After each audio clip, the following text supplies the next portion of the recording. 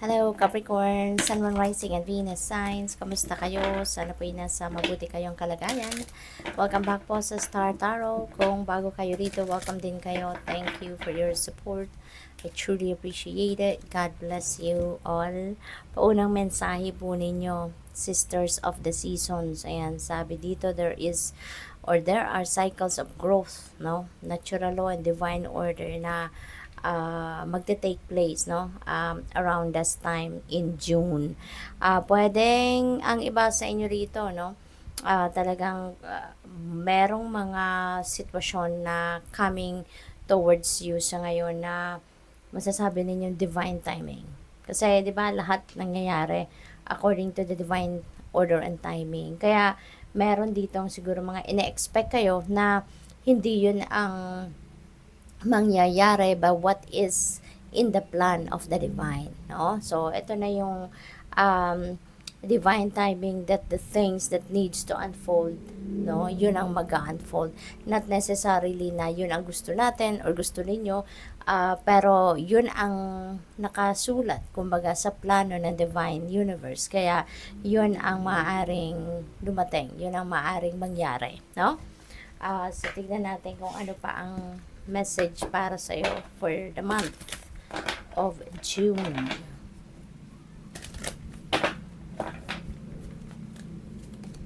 We have number 41, self-discipline. Ayan, so itong siguro kailangan ninyong pairalin sa ngayon. Ito rin yung kailangan ninyong palakasin sa ngayon sa sarili ninyo, yung inyong disiplina. Okay? Kasi ito yung isa sa mga main ingredient, kumbaga, kung papaano kayo makakarating sa tagumpay ninyo, 'di ba? Kung may disiplina kayo, kung mini-maintain ninyo kunyari, no? Doon na lamang sa pag-aalaga sa inyong sarili. 'Di ba? Kailangan 'yon na dapat disiplinado kayo, 'di ba? Na dapat lagi ninyong aalagaan ang inyong sarili, because otherwise, 'di ba? Papaano ninyo mapaperform or magagawa ang mga bagay na kailangan ninyong gawin, 'di ba? Para makarating kayo doon sa inyong goal, para marating ninyo ang inyong mga pangarap, 'di ba? If hindi ninyo inaalagaan ang inyong sarili. So, what else? Tignan natin kung ano yung mga strong energies na maaaring mag-play out sa buhay ninyo in the first week. Ito yon, first week of the month ng June. Ito yung sa second week. Pwedeng ito yung lalabas, no, sa third week. Ayan, at sa fourth week. And then, reminder lang, no, that energies are fluid. Kaya pwede rin, no, na mangyari na may mga energies dito na lumabas, no, kunyari dito sa fourth week, 'di ba? Pwedeng mangyari 'yan in the first week or second week, or pwedeng mag-rumble-rumble, no? Depende sa inyong sitwasyon. But yung intention natin dito, ito yung pinaka-intention natin na kung ano yung posible, no, na strong energies na lalabas or magpe-play out sa realidad ninyo in the first, second, third, or fourth week, ay ito yung nandito, no? But pwede rin, no? Pwede rin na mag-rumble talaga ito. So, first week ninyo, Four of Pentacles and the High Priestess. Yan, sa Four of Pentacles, maybe ang iba sa inyo rito will be focusing on saving your money, on laying a solid foundation pagdating sa inyong kaperahan. Maaring meron ditong pagpaplano, or maybe gagawin nyo na talaga or sisimulan nyo na, no, ang mag-establish or mag-lay ng solid foundation pagdating sa inyong kaperahang aspeto, lalong-lalo na for the future use, no? So, pwedeng ang iba sa inyo dito, stability, security, 'di ba, ng inyong kaperahan for the future.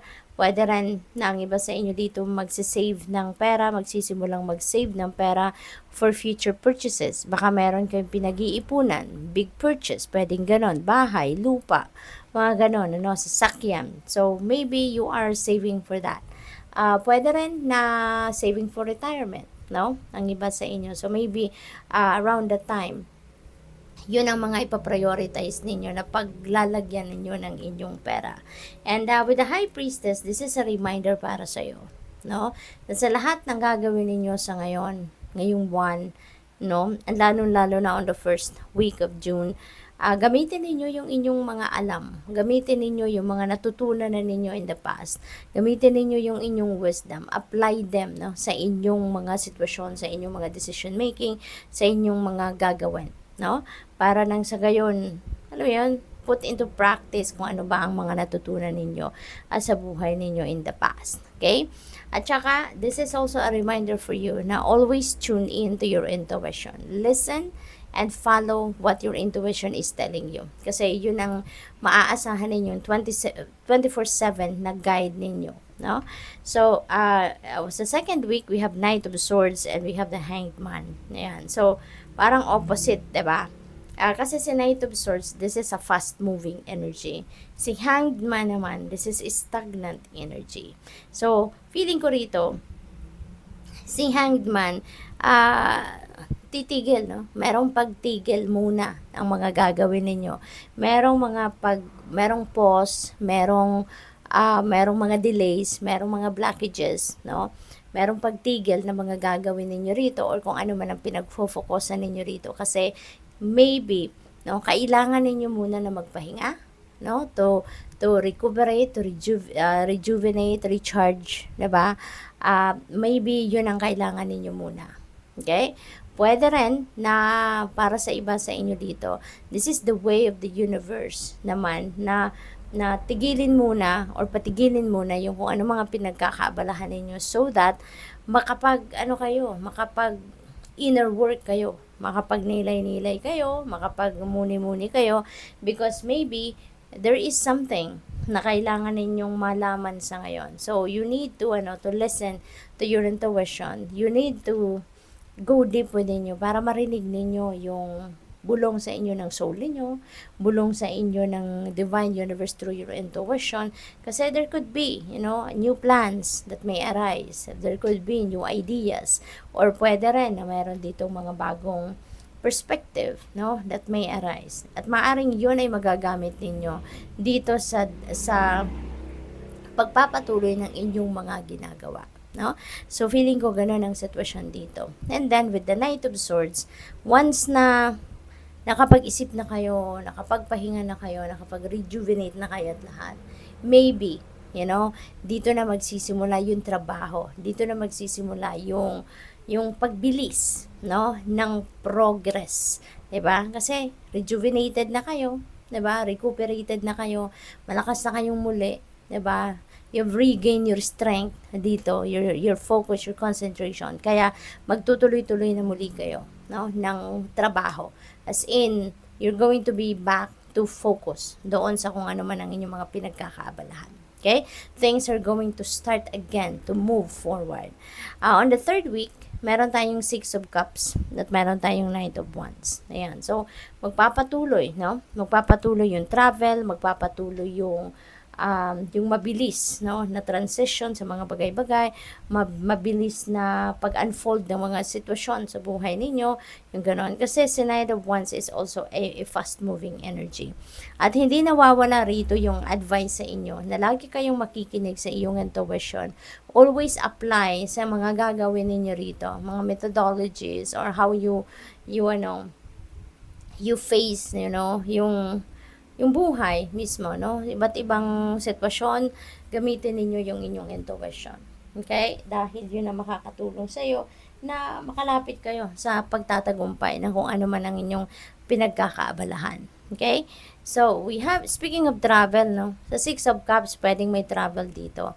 Kasi pwedeng meron ditong reunion, no? Pwedeng meron ditong pagkikita-kita ng pamilya, meron ditong pagkikita-kita ng magkakaibigan, maybe na-miss ninyo yung pamilya ninyo, yung mga anak ninyo, magulang ninyo, mga kaibigan ninyo. So, there could be a reunion dito. There could be a homecoming, no? Probably then, ang iba sa inyo rito, baka meron kayong hindi pagkakaintindihan with another person, pwedeng kaibigan, pwedeng kapamilya, and this could be the time, no, of reconciliation. This could be the time of starting a new chapter sa inyong relasyon, anumang klase yan, na nagkaroon ng lamat, no? So, maybe, magre-reconcile kayo, and you're going to give your relationship an opportunity to start over again, no? Na mas harmonious ng inyong samahan. On the last week naman of June, meron tayong Queen of Cups and meron tayong Eight of Swords. Sa Queen of Cups, yan, intuition pa rin. No? So, talagang you really need to focus on your intuition. Kasi all throughout the month, parang hindi kayo, alam mo yun, yung hindi kayo pinapabayaan talaga ng universe, ginagabayan kayo. Patuloy kayong binibigyan ng guidance through intuitive messages, intuitive nudges, no? With the Queen of Cups, yun din yung sinasabi dito, no? Napakinggan mo ang iyong intuition. Sundin mo ito kasi ito yung gagabay sa'yo, no? Malakas yung inyong radar, malakas yung inyong mga intuitive abilities, psychic abilities at this time. Kaya pay attention to it. Okay? With the Eight of Swords naman, feeling siguro ninyo, you are trapped, no? You're trapped into situation na hindi kayo makagalaw, hindi kayo malayang gawin ang gusto ninyo. But, this is an illusion. Ito lang yung akala ninyo. Okay? Ito lang ang akala ninyo. Maari lang na meron kayong ginagawang pag-overthink, pag-overanalyze. Kaya tuloy nagkaka-anxiety kayo, tuloy ang iba sa inyo frustrated sa sarili ninyo, or pwedeng frustrated kayo sa sitwasyon ninyo. Pero it's all in your mind, no? Capricorn. Yan sinasabi dito na it's all in your mind lang. No? Kaya kapag pinakinggan ninyo ang bulong sa inyo ng intuition, for sure, magbabago at magbabago ang direction ng isip ninyo. Magbabago at magbabago yung pakiramdam ninyo. Kaya it is extremely important for you, no, to listen to your intuition. Magnilay-nilay kayo, mag-solitude kayo, mag-me time kayo so that you can listen, no, or you can hear the voice, no, of your intuition. Okay? So good luck. Thank you for watching. Love and light. Namaste.